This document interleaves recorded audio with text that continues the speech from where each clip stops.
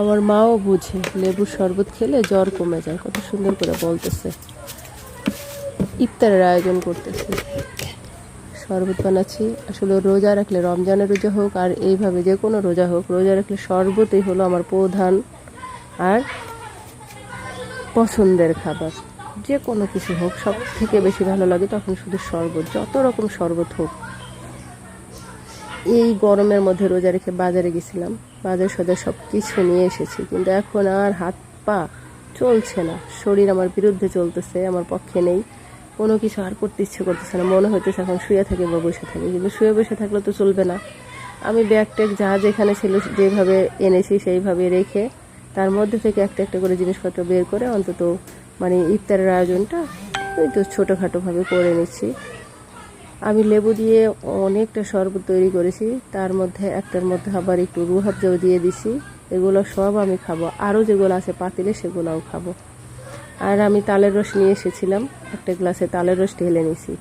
এখন আমি কিচ্ছু বোঝাবো না, এর মধ্যে থেকে আমি ইফতারের আয়োজনটা শুরু করব।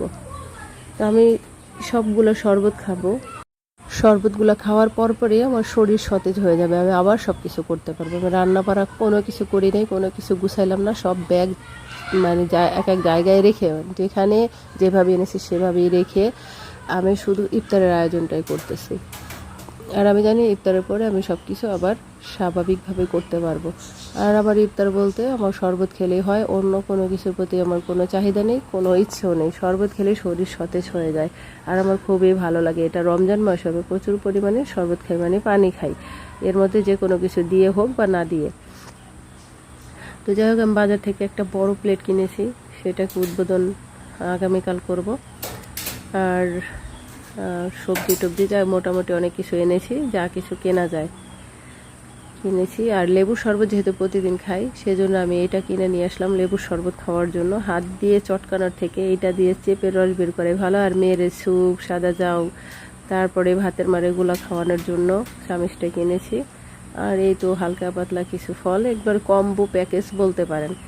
আপনার ভাই তো বলে কি যে 500 টাকার ফল আনবে, এমন ভাব করে বলে, মনে হয় কি 500 টাকায় যেন মানে 5 কেজি ফল দিবে তারে, মানে তার ভাবটা এরকম।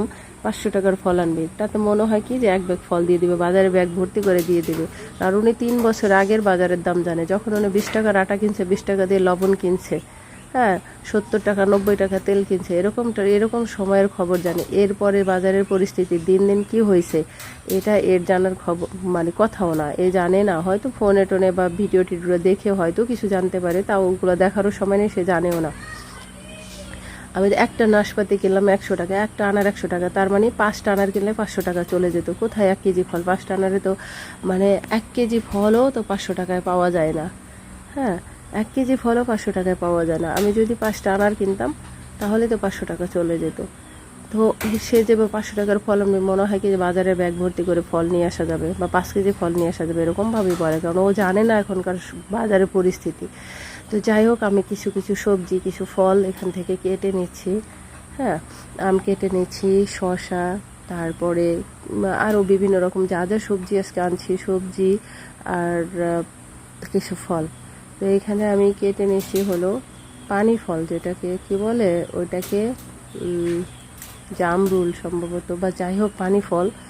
তারপরে কেটে নিয়েছি হলো গাজর, শসা, তারপরে পটল, এরপরে আম, পেয়ারা, এই সব কিছু।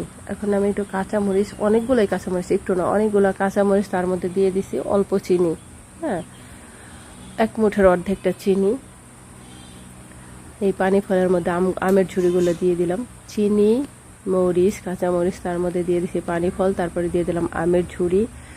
আর এর মধ্যে দিব ওই যে পটল কাটা আর কি, পটল দিছি, তারপরে জাম, তারপরে এই তো গাজর, শসা, পেয়ারা, সব কিছু দিয়ে নিলাম। আর এর মধ্যে এটা লবণ দিয়ে মাখানোর পরে মানে আর কোনো কিছু দেওয়ার দরকার হবে না, তবুও একটু স্বাদের জন্য আমি দিয়ে দিলাম একটু দিয়ে দেবো আর কি যে সরিষা বাটা, একটু সরিষা বাটা দিয়ে দেবো।